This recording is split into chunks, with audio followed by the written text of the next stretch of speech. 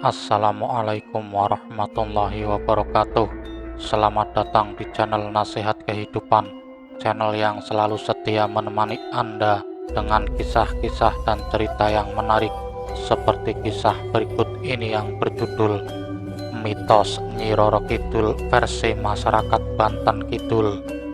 Ketika kerajaan Sunda runtuh pada tahun 1579, kekuasaan atas daerah Banten digantikan oleh Kesultanan Banten yang bercorak Islam.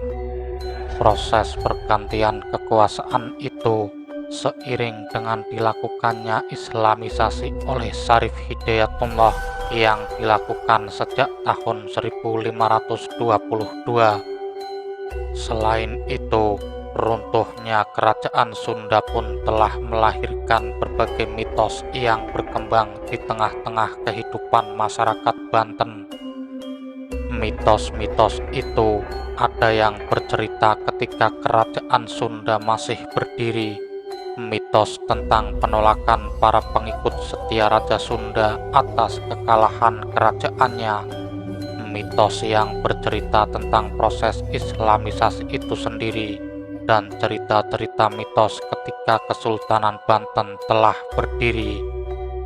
Banten Kidul yang berbatasan langsung dengan Samudra Indonesia, masyarakat Banten Kidul mengenal sebuah dongeng tentang Nyi Roro Kidul. Bagi masyarakat, cerita ini bagian yang tidak dapat dipisahkan dari eksistensi kerajaan Sunda. Oleh karena itu, tidaklah mengherankan kalau kisah tentang penguasa Laut Selatan ini berbeda dengan cerita yang dikenal oleh masyarakat pantai selatan di luar Banten Kidul.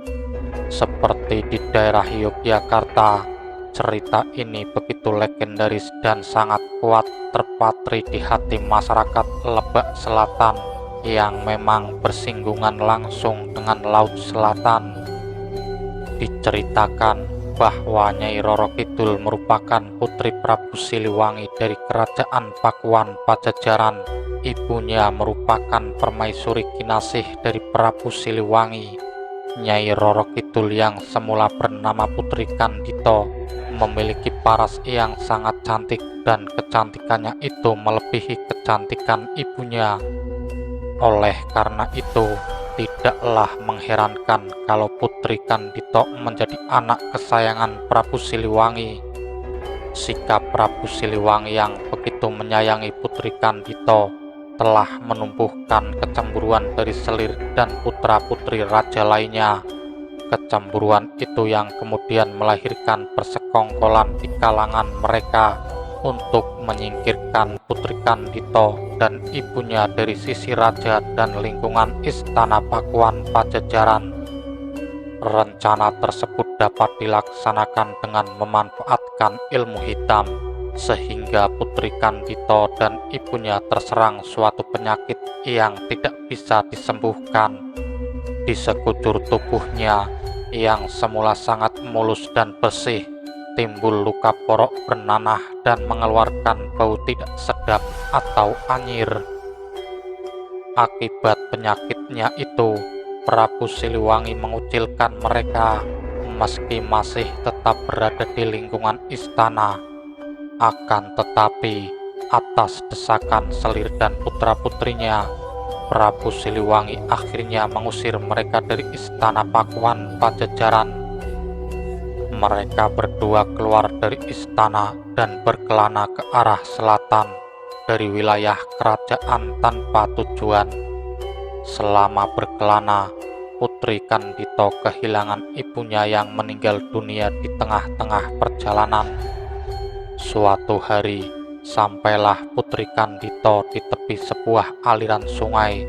Tanpa ragu, ia kemudian meminum air sungai sepuas-puasnya, dan rasa hangat dirasakan oleh tubuhnya, dan tidak lama kemudian ia merendamkan dirinya ke dalam air sungai itu.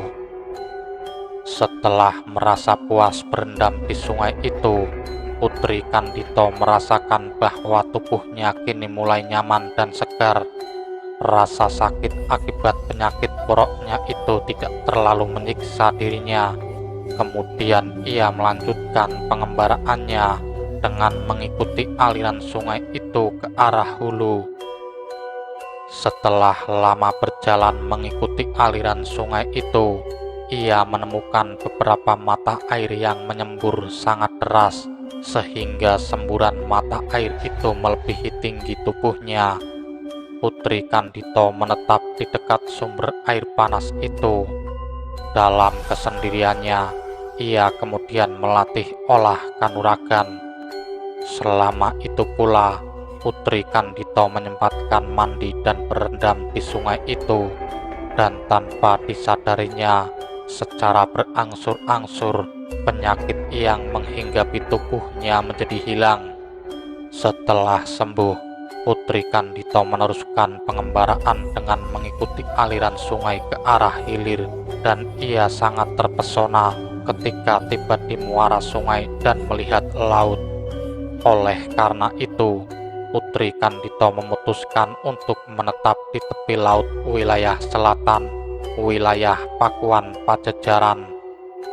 Selama menetap di sana, Putri Kandito dikenal luas ke berbagai kerajaan yang ada di Pulau Jawa sebagai wanita cantik dan sakti.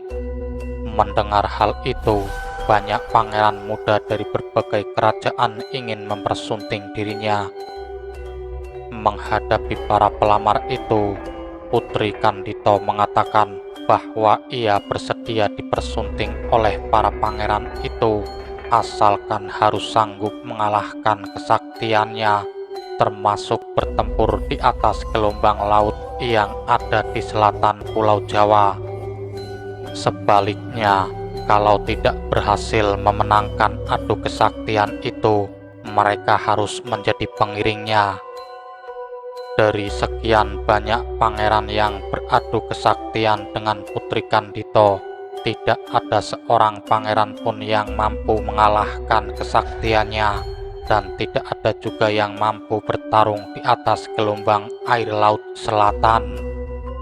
Oleh karena itu, seluruh pangeran yang datang ke laut selatan tidak ada yang menjadi suaminya, melainkan semuanya menjadi pengiring sang putri.